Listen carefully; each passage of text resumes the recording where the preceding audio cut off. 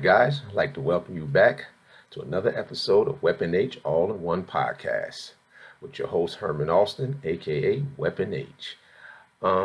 Today, I'm going to start off with a bit of a story. So I went out to eat, and as the waitress came over, I was just asking her, "Do you have any non-meat options?"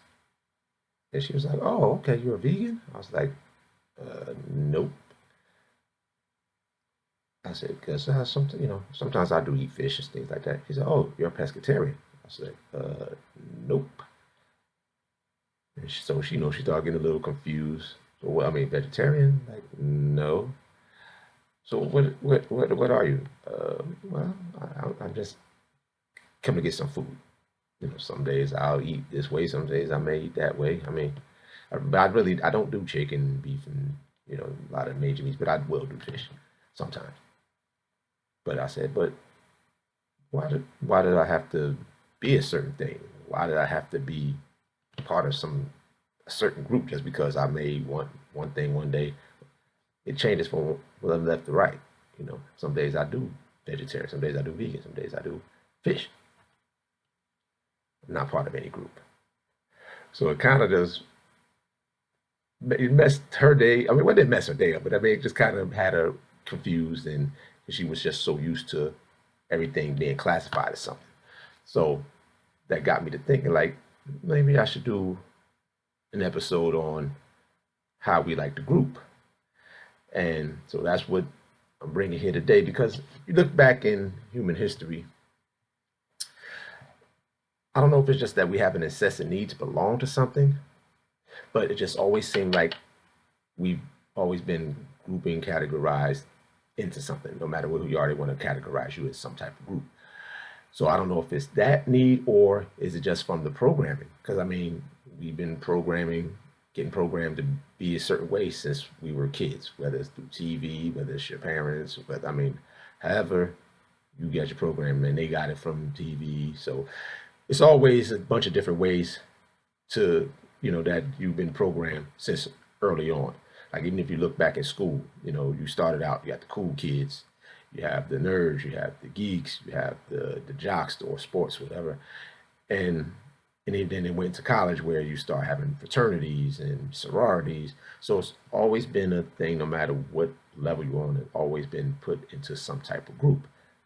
And for me, I'm thinking that it's actually a little bit of both. I think we do have a need to belong to something, whether it's a group.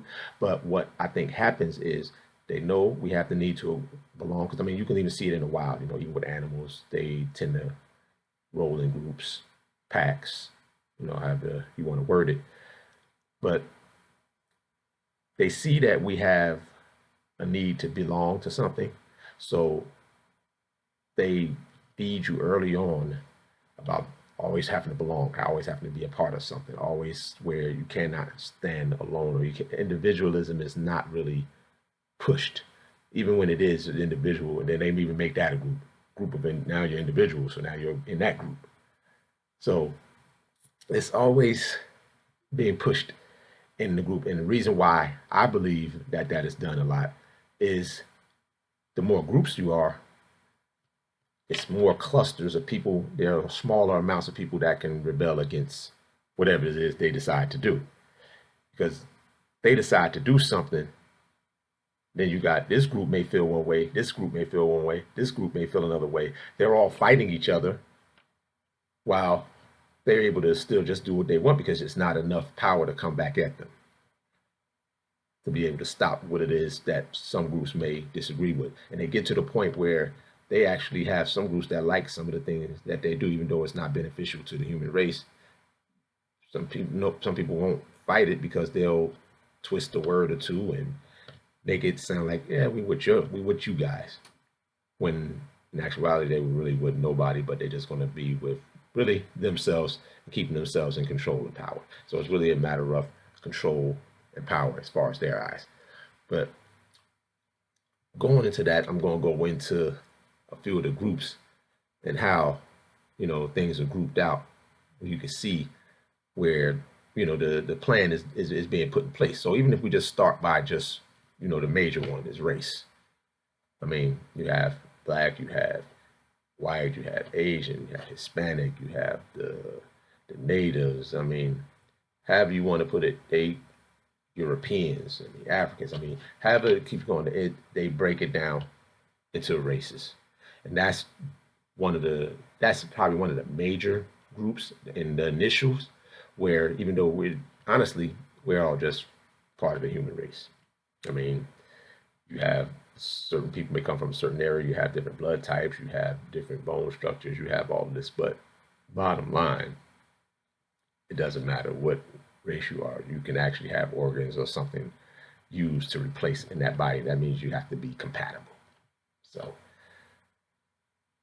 that puts you in a place where the whole race thing kind of doesn't make a whole lot of sense, but it's been built up that way, and now all you do is this one hates that race, this race hates that race, race hates that race, and it's been built such a long time that I don't want to say anything is impossible, but it will be extremely difficult to get people out of that mindset at this point.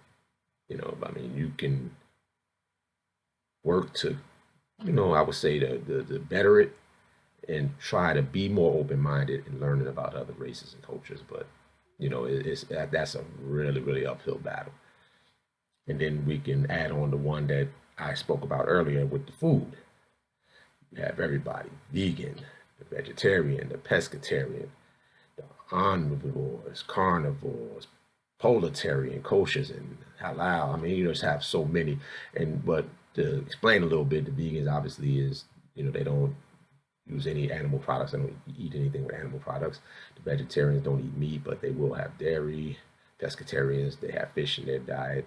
The omnivores, they eat everything. The carnivores is all types of meat. Now, the proletarian is actually a new one that I hadn't heard of until I started doing the research for this podcast. But the proletarian is apparently people who just like chicken. I didn't know that was a such thing, but again, they'll find a way to put anybody in a group. So, and kosher and halal is more religious based, but there's still other group, different ways of eating. And you go into now you also have sexual groupings, sexual orientation groupings, where you have the heterosexual, which is normal man loves a woman. I don't want to just make this normal, nothing else not normal, but heterosexual. Then you have bisexual, what used to mean you like men and women, but now it's just more than one. It means you like more than one orientation. So pansexuals, they like you all. They don't care what you are, whether you're straight, gay, lesbian, queer. I mean, whatever you are, they like you. They're attracted to everybody. Asexuals, on the other hand, are people that aren't attracted to anyone, sexually attracted. I guess they will go out on dates and they're around people, and even I guess they may even feel romantic attraction in different ways, but typically they're not attracted sexually to anyone. And you have the homosexual, which is kind of like almost outdated at this point because that was really more of a general term, but it's just so many branches of it now that it's almost like not even used anymore. But you have homosexual and lesbianism. Both of them are kind of almost non-existent, but still out there. You have the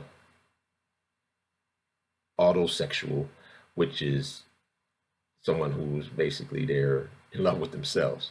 I mean that one is kind of a new one for me too. But you're in love with yourself, so they tend to masturbate, you know, and self pleasure themselves a bit, because they're not really attracted to no one other than themselves, which is it's another new one that I actually just learned. Monosexual, where they're attracted to just one type, whether it's just all you're attracted to is women, whether all you're attracted to is men, whether all you're attracted to is bisexual, whatever the case may be, they're just attracted to one. And the sapiosexual, which is you're attracted to people who or about intelligence. You know, you're attracted to their intelligence. So, and that's just a few. I mean, it was so many, but it's like it was kind of mind-boggling that it was like I think I probably do. I think I saw maybe 70. So I just took out a few of the more major, more or less, but it was about at least about a good 70 different groupings of sexual orientation that I just was kind of mind blown on it. But you know, that's again what I mean, what it is, what's going on today, what it is, and religion. Then you can go into that where you have the you know it's a lot of religions as well, but you know you have the major Christianity, Islam, Judaism, Hinduism, Buddhism, and just being or some people just spiritual and others who are atheists. And even though I guess that wouldn't be considered a religion, but I mean it's still a type of practice. And you see, and then you know they'll almost like argue to no ends, argue, fight, wars even started over certain types of beliefs. Where for me, it really doesn't. I mean, some of the stuff that you go on war with doesn't make a lot of sense to me. I mean, you can believe what you believe, they can believe what they can believe, and if you have business or you have some type of something where you come together, it's really just a matter of just all right. I don't agree with what you do. I don't agree with what you do. It's just about showing respect and maybe learning a little bit. You're not, I mean, you can be your brother, your mother. You can be someone you've known all your life. You're gonna have disagreements. You know, just because if you go outside the home for a little while, you're gonna have to disagree because you're gonna learn things. But it shouldn't come to the point where you're so trapped into what you believe where you can't let anything else in. And that's where a lot of our issues come in today. And that's a lot one of the issues I have with the the amount of grouping that goes on because it seems like once everybody decides, okay, this is the group I'm in, we can't hear nothing else from nobody else. And that's why they're allowed to get away with so many things that they push on us is because there isn't enough unity because there's so many groups. You got to try to get this group, this group, this group, this group, this group, this group, this group, this group, and all these groups to try to come together. Where that's a task all in itself. And then if you do get them together, how can you get them together to kind of focus on one goal or a couple of goals? We're trying to fight what's better for the human population. And you know how that go. They get the group and they'll say, okay, well, we'll do this for y'all, but we're not gonna do that for them. So, but we need you to say this in order to get what you want, think you that you want. And instead of us kind of just like, wait a minute, no, we want it for this group and this group and this group and this group and this group plus ours. And that's when the unity comes in. But typically, you know, they throw a bone to one side and okay, we'll take that and they'll go against everybody else. So they'll use groups to kind of intercede and go against the others where it fights against unity. So again, we're gonna go back and I mean for me it's just like the whole again, we're gonna go grouping. We gotta find a way to be able to be in your groups. I mean, I don't wanna go against grouping, but we have to be able to be in our groups, but still be able to see and respect people in a group that's not with your beliefs. You can have beliefs, but your beliefs should be fluid. You should be able to hear new information. Whether you follow it or not, that's on you. But you should be able to at least hear new information, learn new things. That way you can make different decisions. And as far as that, but the hate thing, that to me is just, I mean, it's insane. Really hating people who are actually just like you. They may have a few different thoughts, things that they habits, but I mean, you can hate someone all like after talking to them for 15 minutes. Okay, but you can't hate somebody without even speaking or hearing a word from them. But then now you're just displaying ignorance, in my opinion. You know, everybody's going to have different views on everything. We can all see the same thing, and you'll see 10 different opinions on it.